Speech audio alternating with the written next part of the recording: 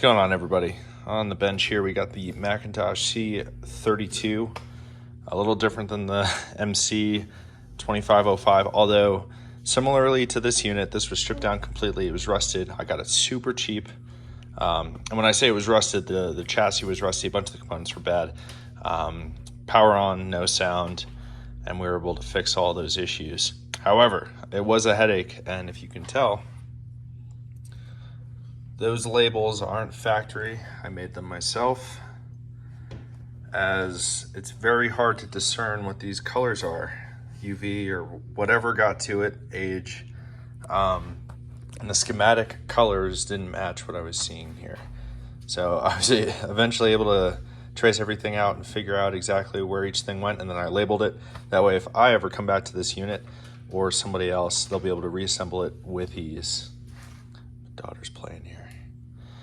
All right, without further ado, what I just did that I didn't film was replace one of the bulbs. Now, these bulbs are super cheap. Some would argue that you'd replace each one, sort of like I would in a unit like this, where the bulb pops in, and almost like a bulb in the ceiling.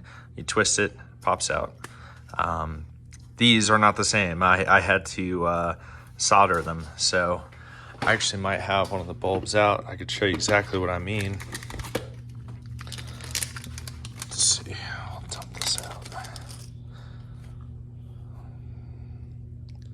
Looks like a LED. It is not. It's incandescent. It does look very sharp. I'll show you what it looks like. Yep, so all the lights look great. And another thing that you might notice up front with the lights on are these highly reflective tabs. Now, I've seen people use foil wrap or like ductwork wrap, or tape rather. I found that this highly reflective tape is of high quality. The adhesive's good, it's easy to work with, and if you're aiming to be reflective, why wouldn't you get something that's purposely built for that versus using like ductwork tape? If you don't know what I'm referring to, my pronunciation might be off. This stuff I use to seal up gaps in ductwork. I probably shouldn't open this. We're gonna close that, honey. Gorilla Glue. Let me make sure that's shut. Yeah, all right. I'm gonna get in trouble for that, actually. Give me this. Mom watches these videos. Hey, what's going on YouTube? I'm back. So pretty much what I was gonna talk about next is what I'm going to film next, and hopefully tie it at the back end of this video, depending on my cats and my daughter here keeping me busy. Anyway, here are the replacement capacitors. I got electrical tape on them because the chassis is hot and that won't work. So yeah, it looks kind of bodgy, but there's a top cover that covers everything. You won't even see it. The only one who's gonna know is me, unless I get to sell this, but even then, you'd prefer to have a brand new electrolytic capacitor versus one that came factory with the unit, and considering this is from the 80s, it's a fair trade-off, you know, cosmetics for functionality, reliability, and all that. So without further ado, I'm gonna cut here, throw the camera back up here, and we'll flip the unit over, take the bottom plate off, and then have at these electrolytics. All right, so we got the camera mounted. We're gonna do this in real time. You'll see some of the issues I face versus me cutting them out or just not filming at all. So this is kind of new for me. Bear with me. My daughter's playing with wires down there. All right. Here's the bottom cover. Looks like we got a screw missing, which is fine. That's why we have spares. Let's see what the other ones look like. These screws here are part of the front face plate, so that's fine. I think that's a match, or it might be one of these. We'll find out in a sec. All right.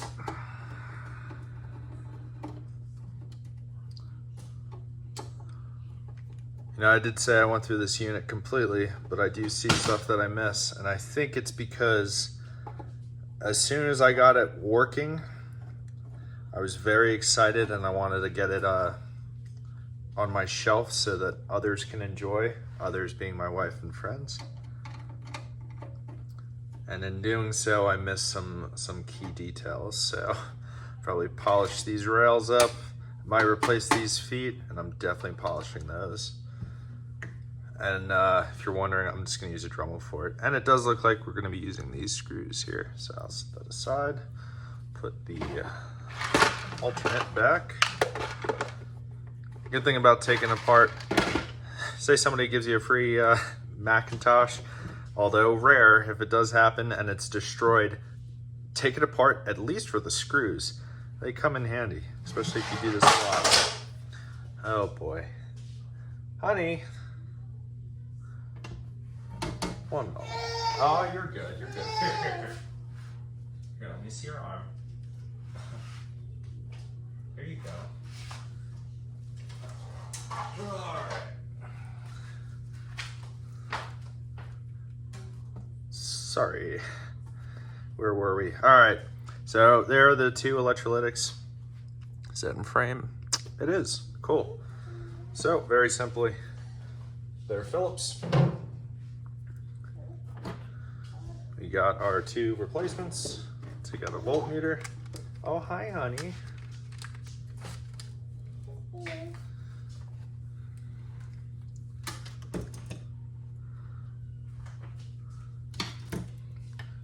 Take out 1, 2, 3, and 4. I don't recall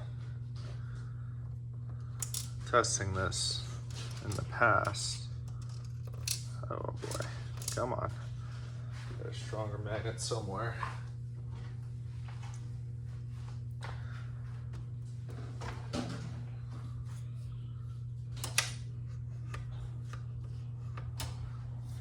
You know what, before I continue, big foul on me. Let's make sure these discharged. So we're gonna throw it to volts DC, negative, positive. That one's out, essentially out. We'll check it to ground. Ground, all right. Now this shouldn't happen, but we'll also check AC voltage. To ground, nothing. Nothing, nothing, and nothing. All right, cool. Safe to work on.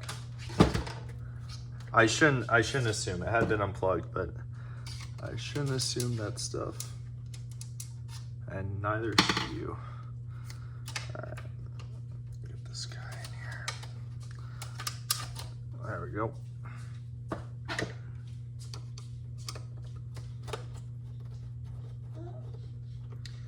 Now, if these did have a charge, what I usually do or use is, you know, it's not even out, I'm not gonna show you, but it's a highly rated resistor. So it's like 100 watts. Oh.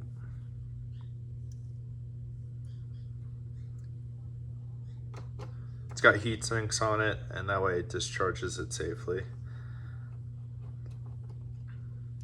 And then I always follow up with a double check on the voltmeter after the discharge. All right, let's see. Looks like those are held in by screws at the top. There are 4 total screws. We'll tack those real quick.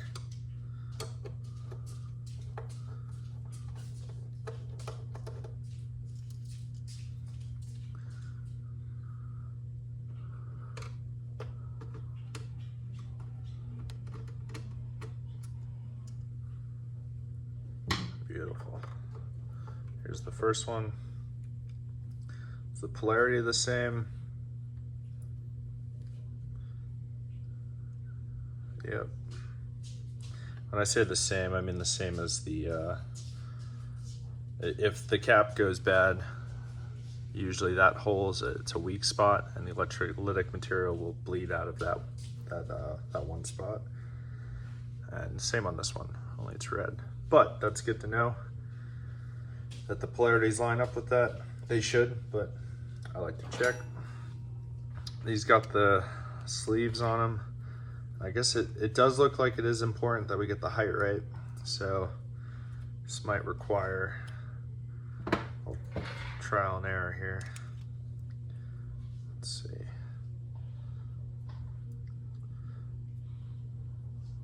You know, just as I said.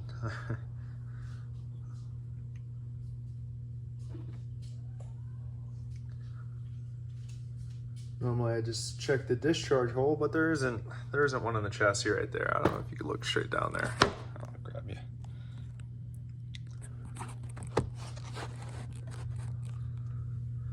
Let's see what we got. If it's obvious underneath, we'll go with it. Otherwise I might have to grab the schematic, which I really don't want to do.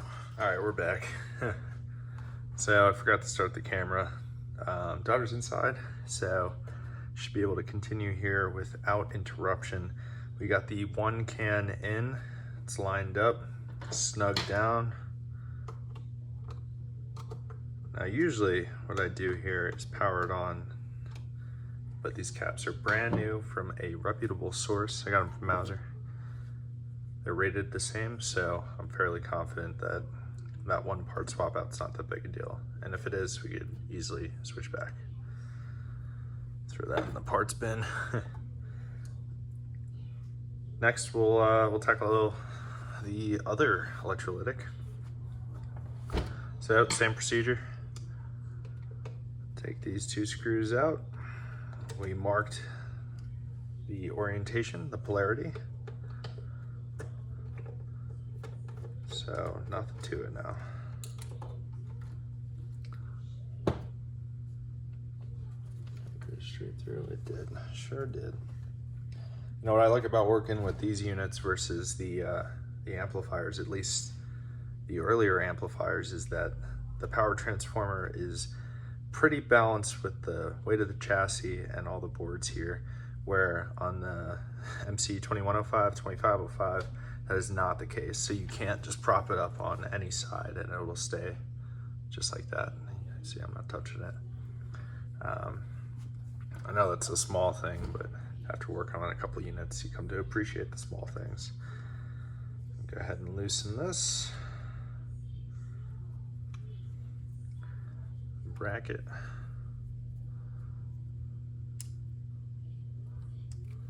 Pops right off. I'm gonna do the same thing to make sure this is lined up good. Verify polarity, nice. Throw it up on its side.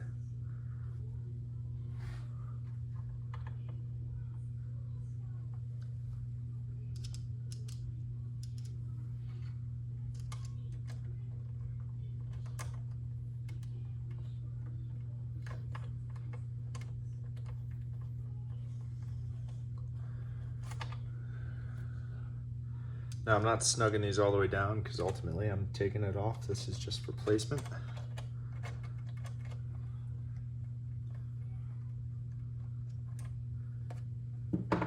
Cool. So with that halfway in, we now know how we would want this to sit. Now, as stated earlier in the video, it's awesome that I labeled these L1 and what's that? R3. That corresponds to the left and right outputs. So if I take this out, I know exactly where it goes when we're reassembling, and I get extra real estate to work with. Set you back up here. Get started. Verify these. Oh, that's interesting. Feels like one of the screws got loose. Nope. But it's because only one is really seated to the ground point. So I'll actually tighten at least one of those down. Cool.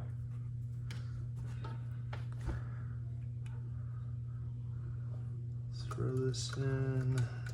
It's gonna be oriented like so. Oh, I gotta make her fatter.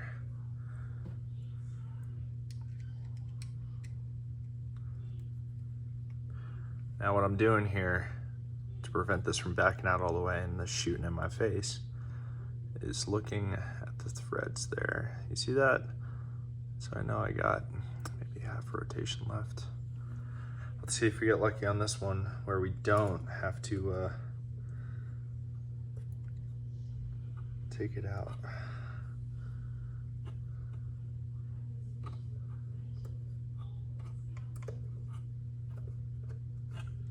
Beautiful. All right. It does save us one extra step.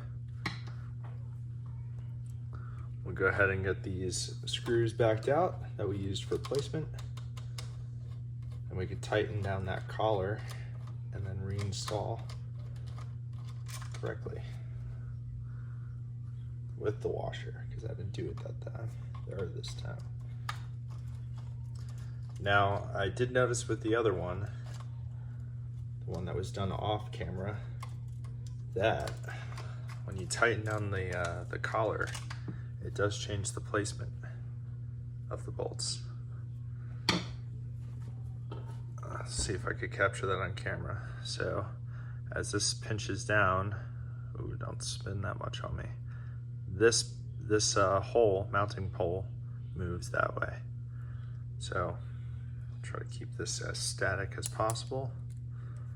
Tighten this down.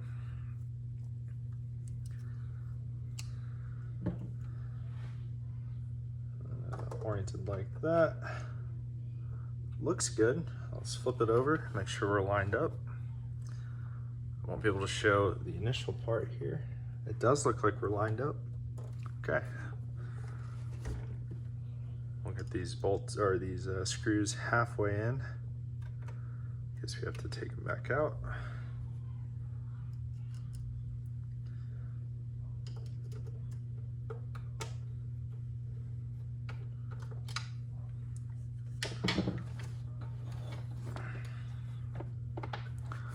All right, so those are the two screws that we're gonna do. The one has a locking nut. Here we go.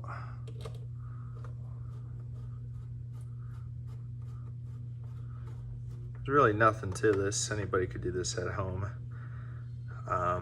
Definitely don't make that initial mistake I did, unless you know the unit's been off for a while, which I knew mine had been off, but always check the capacitors and discharge them if needed. Amateur mistake. Land you in a hospital or worse, in a casket. One thing that I picked up from Blue Glow Electronics, if you don't know who that is, check them out on YouTube. Great content. So when you're doing this work, if you're working with high voltages, to avoid touching stuff with your left hand and grounding yourself anywhere on your body. So he recommends, he recommends standing up and then also wearing shoes that have rubber soles. Never be barefoot when you're doing this work. Cool, we'll tighten these up. And then we'll take a voltmeter and verify that these are not grounded to any point, that the electrical tape is doing their job. Go to continuity. It's resistance. Continuity, all right. We'll get that tone on the collar.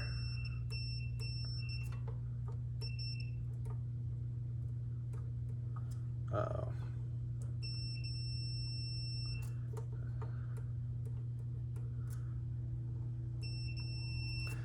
That might be an issue, or it might be intentional. If this is supposed to be grounded to the chassis, yeah. It's grounded to the chassis, but it's not grounded to this. That's peculiar, because I'm assuming this collar, yeah, chassis.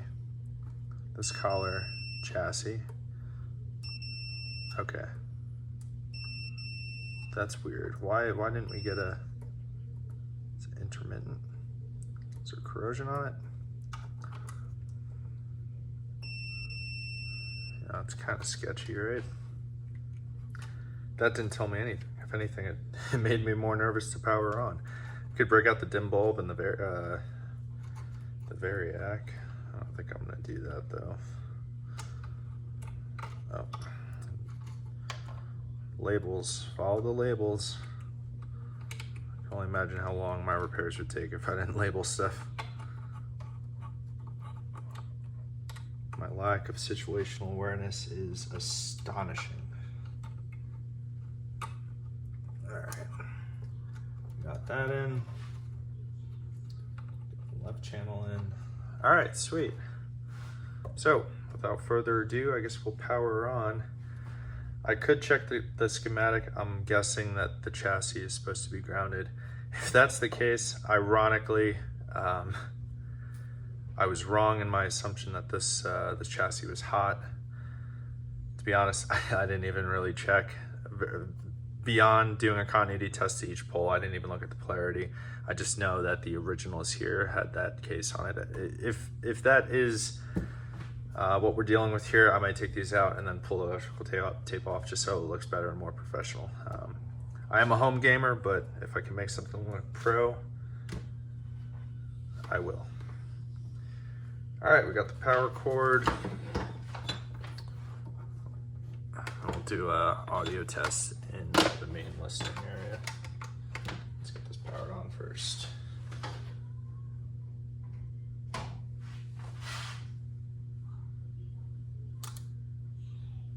All right, we're good. No smoke. And then pop a circuit breaker, or not circuit breaker. This doesn't have a circuit breaker. Didn't pop a fuse. Didn't pop the strip that it's on. Okay, so the next step for this project is to install the glass front plate, throw the top back on, throw the bottom back on, feed a signal through it, and see how it sounds. And one more thing I might do with this. Oh, actually, before I flip it over. Each of these electrolytics were replaced. As you can tell, those aren't stock. On each of these boards, they were pulled. And then I even had to replace some of the ICs. Some were for noise considerations and some were completely shot. And that's why I think this amp ultimately was not given to me. I was sold on eBay for about 800 bucks. And that's shockingly low for a McIntosh C32. It's a very high quality preamplifier.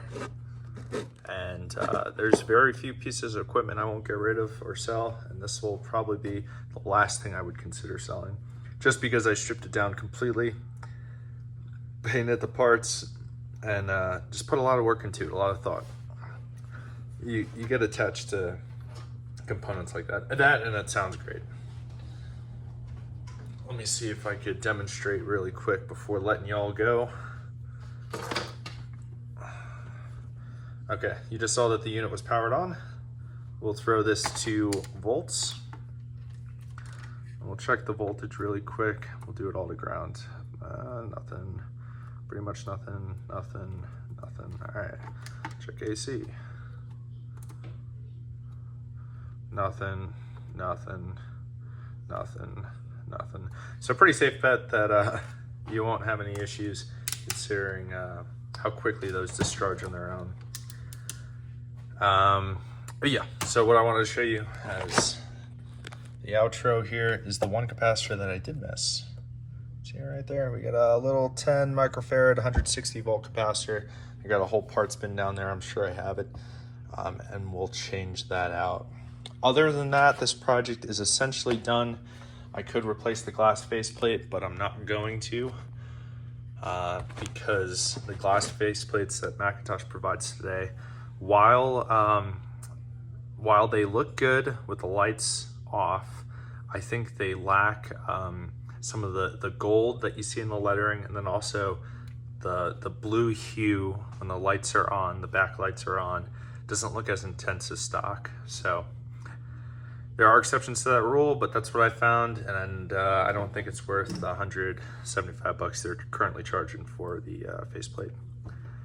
Well, anyway, if you like this content, please give me a thumbs up, consider subscribing.